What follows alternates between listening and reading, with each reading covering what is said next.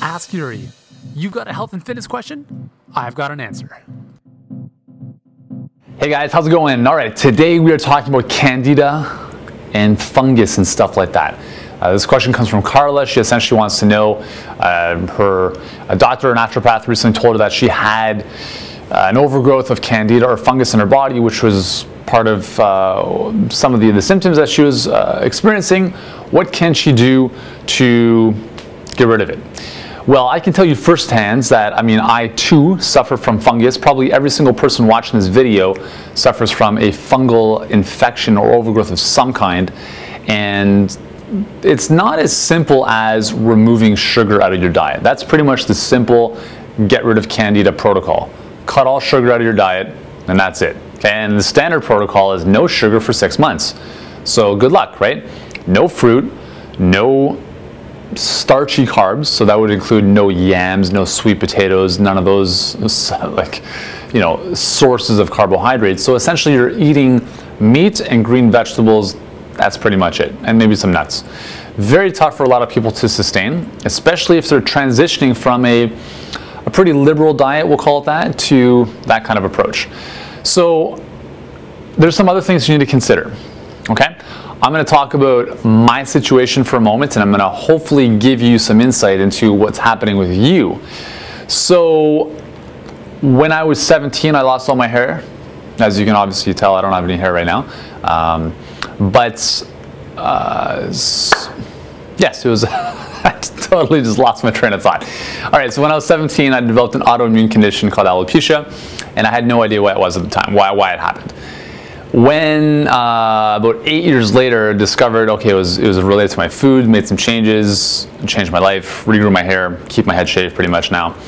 And yeah, but having said that, there were reasons why all of this happened, right? And so I want to share a couple reasons that fungus can get out of control. So for instance, in my case, I didn't realize this at the time, but my body, I don't think I really handled stress very well when I was young. I thought I did, my friends said I did, but I don't think I did. When I really think back to it, just based on how I felt, in terms of, I always remember these really gut-wrenching stomach aches and that really kind of butterfly feeling of nervousness. Those are all symptoms, for me at least, of stress. So what stress does is that it initially heightens cortisol, and cortisol is a catabolic hormone, so it breaks things down. And when you have high levels of cortisol all the time, right, or too low levels of cortisol, so if you have too much or too little, you have very detrimental effects in the body. One of those things that can happen from too little or too much is the destruction of Sig-A, or secretory immunoglobulin A, which is a type of antibody that resides along the mucosal membranes inside your body, so like your airways, your intestines, your digestive system. And that's your first layer of protection against food, against bacteria, against whatever else. And when that is lessened, minimized, destroyed because of high or low cortisol levels, what you have now is an ability for food to inflame and penetrate the intestines, leading to something called leaky gut. And when this happens, that's when fungus and yeast and mold and candida type of things start to happen, because fungus can get through that leaky gut into the bloodstream and cause all sorts of issues with the health of your blood cells and your red blood in your bloodstream, and a host of other problems. So it all comes back to adrenal health, intestinal health, and it's again, nothing in the body happens independently of anything else. Okay, so if your intestines are messed, believe me, you're going to have some issues down the road. That's what happened to me. Autoimmunity is the epitome of allergies. So if you suffer from allergies, food allergies, environmental allergies, you take that up a couple notches, eventually you lead to autoimmunity, okay? Because it's the body's way of reacting to something it doesn't know, in terms of foreign proteins that kind of seep into the bloodstream because of leaky gut. And then your body says, hey, you know what, we're going to mount an immune response to this protein because we don't know what it is. And then it gets confused, and then it says, hey, you know what, let's mount an immune response against the myelin sheath in our nervous system, and then you have multiple sclerosis, as an example, okay? So it's unfortunately a tricky thing to kind of battle, because it does take time, but I want to give you a couple ideas of things you can do. grapefruit seed extract is incredible as a broad spectrum kind of antifungal agent. It's awesome. I use it every single day. It's really, really good. You also want to look at doing things to repair your gut.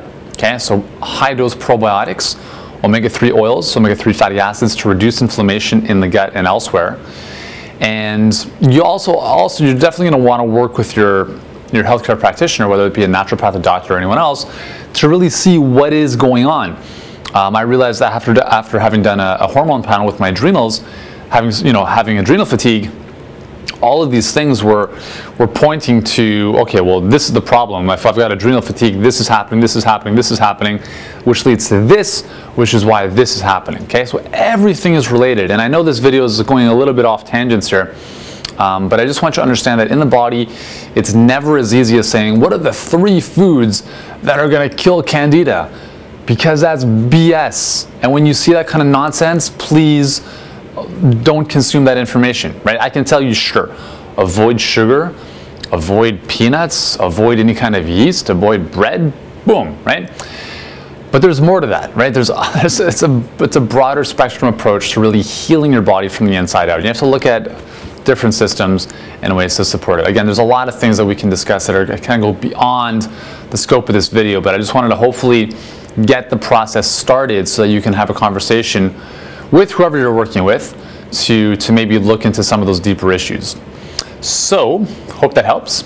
I also have a number of other Candida videos on YouTube, so we'll have some links hopefully on this video or somewhere else, or maybe it'll pop up somewhere in relation to beating Candida, how to get over that, and so a little bit more specific food stuff if you're interested in that. So that's all from me today. Hope this has helped you out. If you have any more questions, be sure to join me on Facebook.